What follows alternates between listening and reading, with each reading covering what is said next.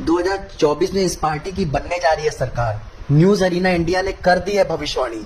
भारतीय राजनीति में मचा हड़कंप। इनकी भविष्यवाणी पर चारों तरफ चर्चा तेज। क्या राहुल, ममता, अखिलेश केजरीवाल देखते रह जाएंगे अपना मुंह? क्या फिर से मोदी शाह की जोड़ी मार ले जाएगी बाजी? न्यूज अरीना इंडिया ने बहुत बड़ी भविष्यवाणी कर दी है। उन्होंने बता दिया है कि किस राज्य में किसको कितनी सीट मिलने वाली है। 2019 के मुकाबले क्या इस बार सीटें बढ़ेंगी या जाएंगी घट?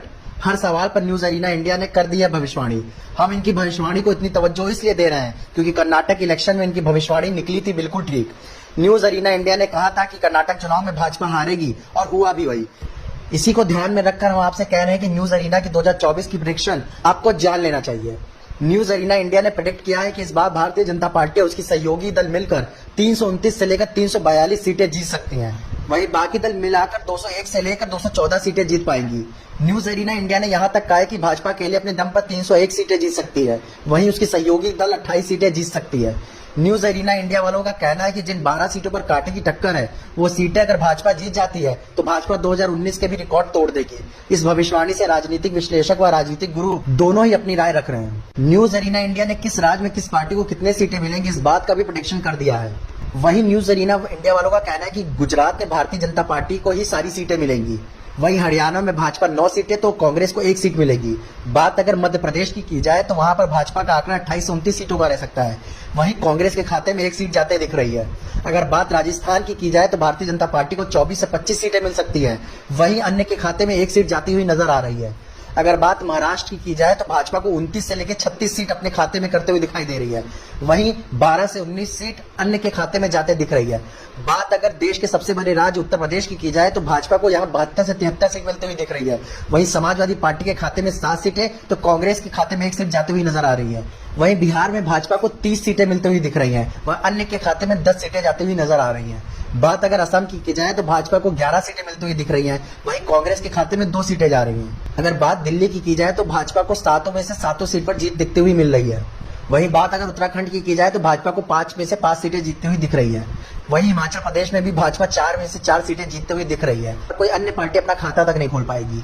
बात अगर जम्मू कश्मीर की जाए तो भाजपा को 2 सीटें और अन्य के खातों में 3 सीटें जाती हुई नजर आ रही है।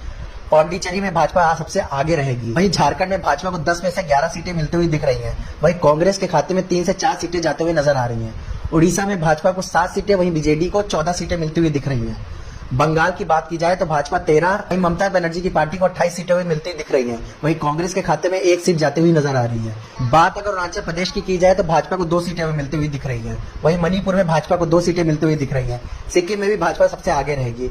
मिजोरम में भी भाजपा की सबसे ज्यादा सीटें रहेंगी। तमिलनाडु में कांग्रेस को 39 सीटें मिलती हुई नजर आ रही है। वहीं केरला में कांग्रेस के खाते में 17 तो लेफ्ट के खाते में 3 जा रही है।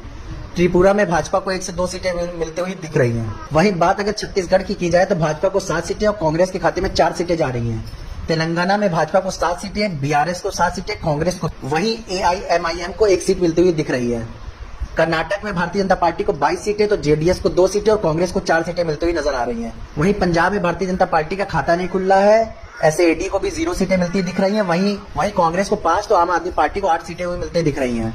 अंडमान में भी भाजपा की ही बढ़त रहेगी। बात अगर गोवा की जाए तो भाजपा 2 सीटें जीत जाएगी। बात अगर नॉर्थ ईस्ट स्टेट मेघालय की जाए तो भाजपा 2 सीटें जीतती हुई नजर आ रही है। वहीं नागालैंड में भी बीजेपी प्लस में रहेगी। बात अगर आंध्र प्रदेश की जाए तो भाजपा यहाँ पर खाता खुलते हुए नहीं दिख रही है। टीडीपी यहाँ 10 सीटें जीतेगी, वहीं वाईएसआरसीपी 15 सीट जीत रही है। बात उन राज्यों की करेंगे जहां पर भाजपा का खाता भी खुलता हुआ नहीं नजर आ रहा है। कुल 4 राज्यों में भाजपा का खाता नहीं खुला है। वो 4 राज्य है पंजाब, तमिलनाडु, आंध्र प्रदेश और केरला।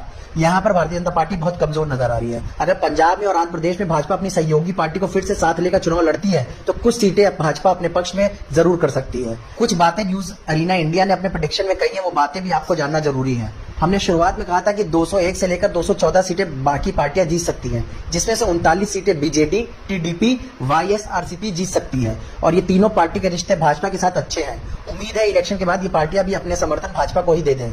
वहीं मायावती की पार्टी बसपा का खाता खुलता हुआ दोबारा नजर नहीं आ रहा है। वहीं एआईएडीएमके लगातार तीसरी बार खाता खोलते हुए नजर नहीं आ रही है। अरविंद केजरीवाल की पार्टी आम आदमी पार्टी सिंगल डिजिट से ऊपर नहीं पहुंचने वाली। वहीं कांग्रेस 9 राज्यों में शून्य पर ही रहने वाली है। अब देखने वाली बात यह होगी कि भविष्यवाणी कितनी सही साबित होती है, मगर इस भविष्यवाणी ने राजनीतिक पार्टियों में हड़कंप जरूर मचा दिया है।